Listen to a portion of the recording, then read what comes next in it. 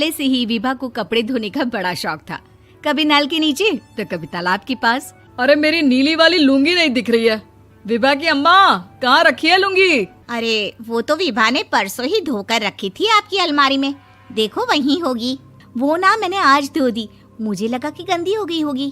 अरे कैसे गंदी हो गई थी? उसे तो मैंने पहना भी नहीं। हे भगवान, इस लड़की के कपड़े धोने की आदत से परेशान हो गया हूँ मैं। जितना तो घर में राशन नहीं आता, उससे कहीं ज्यादा डिटर्जेंट पाउडर का खर्चा है। इसकी शादी करवा दो, शादी। जाए अपने घर में ही करे काम, फिर चाहे घर के कपड़े धोने हो या पूरे गांव के।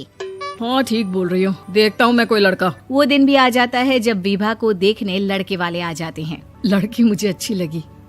होने वाली सास कहती है, बेटी अगर कुछ पूछना है तो पूछ लो। वैसे तो हमारी लड़की बहुत ही शर्मीली है, जो बोल दो वो मान लेती है, इसे क्या पूछना होगा। अरे कैसी बात कर रही हो माँ, मुझे इन लोगों के घर रहना है, सवाल तो कई है। हाँ हाँ बेटा, पूछ लो ना, क्या पूछना है। आप लोगों के घर कपड़े कौन धोता है? सास का मुंह बन जाता है। देखो, अगर तुम ये कहना चाहती हो कि तुम्हें कपड़े धोने नहीं आते तो सुन लो, कपड़े मैं ही धोती हूँ, लेकिन तुम्हारे आ जाने के बाद मैं रुमाल तक नहीं धोऊंगी। अरे चुप रहना भाग्यवान, बहू बेचारी घर आई नहीं, उसे डराना शुरू कर दिया। वो क्या है ना बिटिया, अभी तक तो ये कल्लू की माँ ही धोती थी, लेकिन अब तुम्हारे पापा तो दहेज में वॉशिंग मशीन देंगे ही। तभी विभा की माँ बोल पड़ती है, सवाल भी पूछा तो क्या। वैसे भाई साहब, मशीन की तो फिर भी कपड़े धोने की कैपेसिटी होती है। मतलब जो बिटिया दे रहे हैं ना विभा, इसे कपड़े धोने का बहुत शौक है। ये आप लोगों के क्या, आस पड़ोस गांव मोहल्ले सबके कपड़े धो दे और उफ तक ना करे। बाहर देखा नहीं आपने कितने कपड़े सूख रहे हैं? सब हमारी बिटिया ने ही तो धोए हैं। बस भी करो ना माँ, शर्म आ रही इतनी तारीफ सुनकर। और तो और एक दाग निकाल कर दिखाओ तो मान जाओ। हाँ अच्छा अच्छा, माफ करना बेटा, मैंने गलत समझा। हमें तो रिश्ता बहुत पसंद है। और ऐसे जुड़ जाता है रिश्ता कपड़े धोने का शौक रखने वाली विभा का। उसकी शादी हो जाती है कोयला फैक्ट्री में काम करने वाले कल्लू के साथ। शादी के बाद अचानक विभा चिल्लाती हुई सास के पास आती है। सासू माँ, अरे सासू माँ कहाँ है आप? ये तो धोखा है, धोखा दिया आप लोगों ने मुझे। इसे ससुर के चक्कर के बारे में पता चल गया। अरे तो उसमें तुझे क्यों धोखा मिला है? अरे नल में पानी नहीं आता, कपड़े कैसे कब धुलेंगे? अच्छा अच्छा, तू पानी नहीं आ रहा उसकी बात कर रही है। तो आपने क्या सोचा? कुछ नहीं। अच्छा, तेरी माँ ने कहा था कि कपड़े धोने का शौक है तुझे, याद आया मुझे। शौक शौक बोलकर कपड़े धोने वाले मेरे जुनून को कम ना आके सासू माँ, कपड़ा धोना मेरा गुरूर है। तभी पति भी वहाँ आ जाता है। अभी अभी मैंने इसे सनी देओल की फिल्म दिखाई है, उसी के डायलॉग मार रही है माँ। अच्छा सुन, साफ साफ बता रही हूँ, पानी सुबह 4 से 6 और शाम को 10 से 12 आता है, समझी? विभा टाइमिंग सुनकर हैरान हो जाती है। ये क्या भूतों का मोहल्ला है?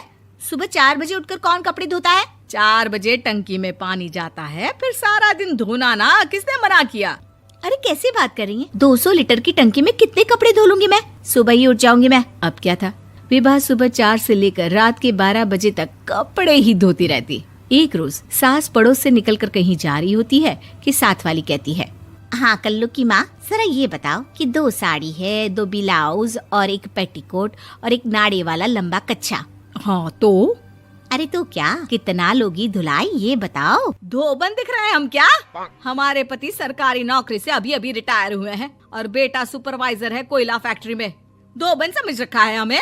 हाय रे कल्लू की अम्मा, माफ कर दो, वो तो मोहल्ले में यही सब बता रहे थे कि तुमने बहू को कपड़ा धुलवाने के काम में लगा दिया है। सास को पड़ोसन की बात सुनकर गुस्सा आ जाता है। वो घर पहुंचती है जहां घर के बाहर ही इतने सारे कपड़े सूख रहे होते हैं जितने कि किसी धोबन के घर पर। अरे ओ कल्लू की दुल्हन, बाहर निकल।